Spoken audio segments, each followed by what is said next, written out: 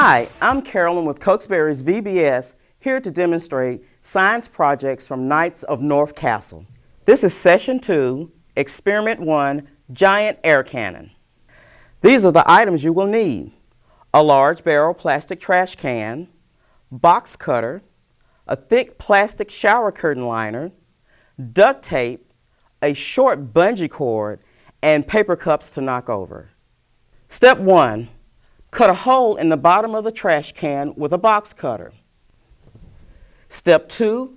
Cover the top of the trash can with a shower curtain and secure it with duct tape. Attach the bungee cord to the handles so it goes across the top. Step 3. Pull the bungee cord and release, and the air will knock over the stacked cups.